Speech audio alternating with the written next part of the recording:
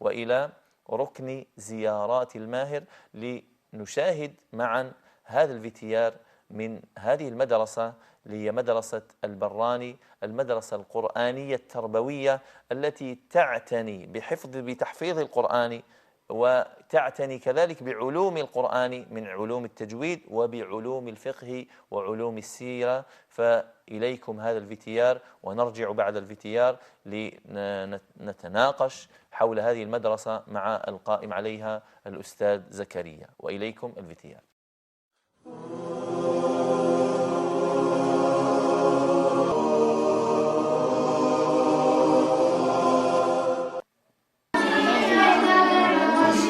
نغمات قرآنية جميلة وعذبة تجذب المسامع من بعيد، يتواتر ذكرها عبر دفعات من الحناجر الساخنة. إنها أصوات تلاوة القرآن لطلاب المدرسة القرآنية التربوية لمسجد البراني.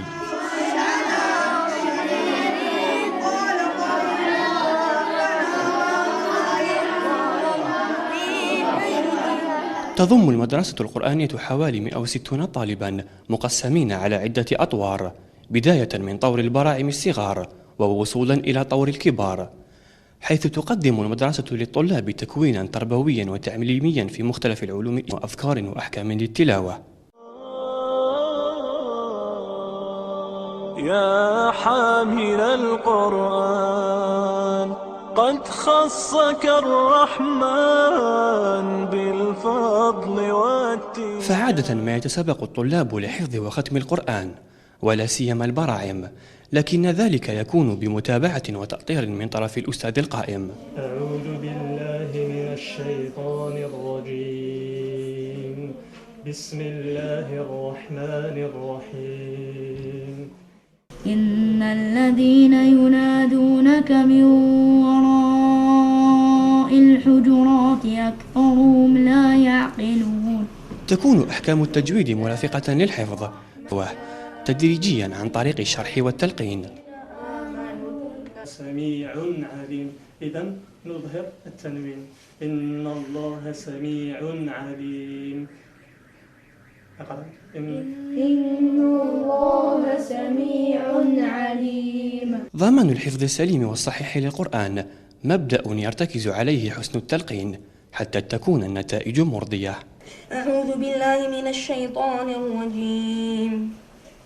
يوم يأتي لا تكلم نفس إلا بإذنه فمنهم شقي. أما الذين شقوا ففي النار لهم فيها زفير وشهيق. طور الكبار هو الآخر يتلقى تعليما شاملا يلم مختلف الدروس الفقهية وكتاب الطهارة، إضافة إلى أحكام التلاوة وغيرها. في قوله تعالى: لو أنزلنا هذا القرآن على جبل لرأيته خاشعا متصدعا من خشية الله، وتلك الأمثال نضربها للناس لعلهم يتفكرون. أعطيني الأحكام. من خشية الله إظهار للنون لأنها التقت بأحد حروف الإظهار وهو الخاء. يستمر الطلاب في الأطوار الأخرى بالحفظ والمراجعة ضمن ما هو مدرج في البرنامج، فيبذل كل واحد جهده لينال شرف لقبه. أعوذ بالله من الشيطان الرجيم. وقال الذين لا يرجون لقاءنا لولا أنزل علينا الملائكة أو نرى ربنا لقد استكبروا في أنفسهم وعتوا عتوا كبيرا. يعرض طلبة ما حفظوه للأستاذ أين يقوم بتصحيح وتقويم الكلمات والأخطاء من مخارج للحروف وأحكام التجويد، إذ تكون الحلقات الجماعية ملتقى يتبادل فيه الطلاب والأستاذ الخبرات، فيقوي المعلم الرصيد المعرفي لحاملي القرآن.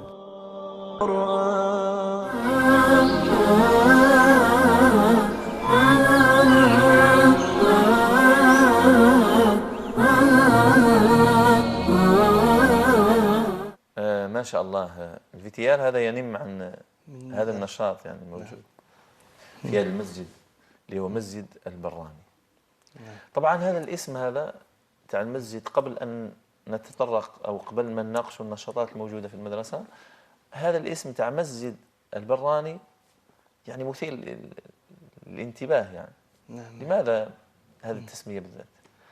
بسم الله والصلاة والسلام على رسول الله، ثم أما بعد. مسجد البراني هو أحد أعرق مساجد القصبة، بني في ألف السلطان علي خوجة، ثم أعيد ترميمه في عهد آخر الداي حسين في 1817. سمي بمسجد البراني لوجود مسجد يقع داخل السلطان، يقع داخل مسجد السلطان، واسمه مسجد الجواني. يعني داخل قصر الداي يوجد مسجد يسمى بمسجد الجواني خاص بالملك وحاشيته.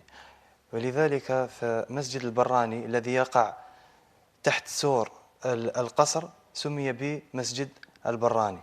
كذلك لما يأتي الوفود يصلون في مسجد البراني، يعني لذلك سمي بهذا الاسم. لعلي أنا كان في حصن. نعم. فهذا المسجد كان خارج هذا الحصن. كان نعم، كان بجوار، كان تحت سور القصر، لكن كان مش خاص الجهة الخارجية أم الجهة الداخلية؟ الجهة الخارجية للسور. نعم. لكن يوجد مسجد واسمه مسجد الجواني داخل القصر خاص بالملك. جيد. خاص بالملك ولهذا التسمية هذا ولعل هذا المصدر تاعها. لعل هذا المصدر. ما شاء الله، يعني على الأقل نفكوا هذا الرمز، يعني هذا الرموز تاع التسمية. ربي يجازيكم. لاحظنا طبعا في هذا النشاط تاع المدرسة من التحفيظ يعني وكذلك علم التجويد يعني مجموعات طبعا يعني ما هيش صغيرة، 160 فرد. طبعا هذه الأعمار تاع الطلبة اليوم يجوا للمسجد البراني كي يتعلموا علم التجويد وحفظ القرآن. يعني كيف طريقة توزيعهم؟ رغم أنني نعرف أنايا كنت زرت المسجد البراني وصليت يعني طبعا في هذا الحصة ما ننساوش باش نشكروا الشيخ عبد الكريم بهاز اللي هو إمام ذاك المسجد، اللي هو إمام مسجد البراني. فجيت شفت أن المسجد ما هوش كبير، هو طبعا متوسط الحجم بل دونه يعني. لكن كيف توزعوا هذا يعني هذا العدد بالذات وهذا يعني وهذا التنوع تاع المواد يعني؟ أولا المدرسة القرآنية والتربوية لمسجد لتحقيق هدف نبيل، وهو تحفيظ أو تعليم الأجيال وتحفيظهم كتاب ربهم. وعلى اختلاف الأطوار لدينا من حلقة التلقين إلى حلقة الكبار بفضل جهود الكبار. يعني كم حدهم في الأعمار؟ يعني حلقات من حلقة التلقين إلى المتوسط إلى الثانوي إلى العمال. ما شاء الله. ليس ما عندناش عامل السن ما راوش. يعني التلقين متى يبدأ؟ ما قبل التمدرس؟ حلقة التلقين تبدأ حلقة التحضير ما قبل التمدرس. وحلقة التلقين في الغالب تكون أو في الأولى ابتدائي، الثانية ثالثة ابتدائي، ثم حلقة الرابعة خامسة، ثم تليها حلقة الكبار. أو ما يعني احنا شفنا في الفيتيار وكأننا نحن مقتصرين على يعني طور معين. طور معين اللي هو طور المتوسط. جيد. نعم. يعني لعل الوقت اللي يحضر فيه المصور كانت التغطية ناسب ذاك الوقت تاع الفئة يعني. وإلا المدرسة بحمد الله ومنه وكرمه تضم أكثر من 160 فرد. ما شاء الله. نعم. وطبعا هذه المدرسة وهذا التنوع تاع المواد يعني كاين تكافؤ، يعني الحقتوا أنفسكم أنتم بهذا التنوع وهذا العدد؟ أول شيء احنا المدرسة هي مدرسة فتية العهد، تأسست في أفريل 2012 ووضعت أهداف كلية تسعى لتحقيقها. نعم. لأنه كل عمل لا يتم ترتيب أولوياته ووضع أهدافه فإنه غالبا ما يكون مآله إلى السقوط، والعكس بالعكس. وعلى هذا الأساس فإن مدارس القرآن التي نتكلم عنها ينبغي أن تضع أهدافها نحن وضعنا بفضل أساتذة القرآن، بفضل مجموع الأساتذة، وضعنا 4 أهداف كلية. هدفنا الأول داخل المدرسة، الهدف الأول الذي نسعى لتحقيقه هو الاهتمام بكتاب الله تعالى علما وعملا. والهدف الثاني غرس الأخلاق الحميدة في نفوس الطلبة لتحقيق صلاح المجتمع. والهدف الثالث إكساب الرية المتعلقة المعارف الضرورية الشرعية المتعلقة بالعبادات. والهدف الرابع والأخير وهو تحقيق دور المسلم وغاية تحقيق دور المسلم، تحقيق مستوى الوعي بدور المسلم في هذه الحياة. طبعا هذه الأهداف تندرج تحتها أهداف خاصة على المدى القريب. نحن ركزنا على هذه 4 أهداف كلية. بالتالي لما تضع أهدافك ويتفق عليها فوج العمل وتوفر الوسائل، يصبح التنفيذ هو أسهل شيء. بناء على هذه 4 أهداف كلية وضعنا حلقات القرآن وحلقات بمعنى ورشة القرآن، ورشة دروس الشرعية، وورشة النشاطات. طبعا كل هذه الورشات تخدم الأهداف 4 الكلية التي يسعى فوج العمل لتحقيقها. أستاذ زكريا، وأنت تحكي لي على التنوع هذا، أنا متخيل أنا البراني مسجد لا ينتهي من شسعته، وانا نعرف باللي المسجد البراني مسجد ماهوش متوسط. طبعا احنا ماناش نتكلموا على حتى شيء خارج دائرة الاجتهاد. وكذلك لازم نقولوا حاجة، نقولوا باللي مش الجدران الذي لابد أن يعتنى بها، الوجدان. مش المساجد إنما الساجد.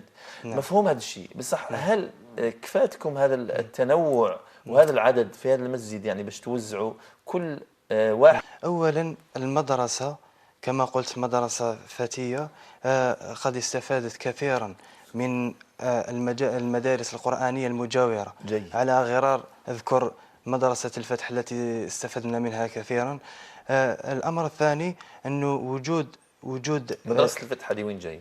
مدرسة الفتح ببلدية باب الواد، مدرسة ونحن تاع مسجد الفتح. تاع مسجد الفتح. نعم جيد. نعم مدرسة عريقة، واستفدنا حقيقة استفدنا منها كثيرا في وضع خطة عمل. والحمد لله. قلت المدرسة القرآنية والتربوية لمسجد البراني بفضل أساتذة وتقسيم زمني للحلقات الحمد لله. وإن كان أنه كما هو معروف يعني التي تقع بجانب المسجد قد هدمت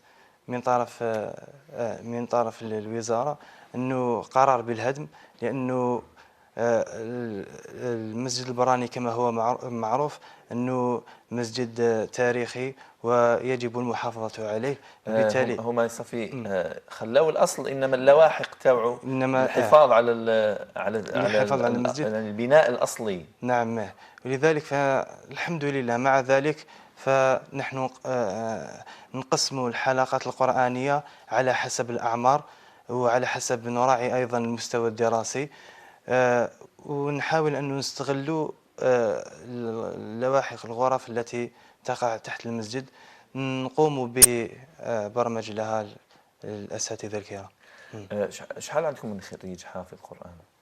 الحمد لله احنا في رمضان اللي فات 3 ختمة حفظوا عندنا قرآن. الحمد لله 3 ختمة. أعمارهم شحال؟ أعمارهم 12 سنة 13 سنة 14 سنة. الله يبارك ما شاء الله. والحمد لله كاين إن شاء الله بإذن الله رمضان هذا الجاي والأيام المقبلة إن شاء الله تكون نتائج أفضل ما شاء الله. إن شاء الله نتمنى لكم كل النجاح.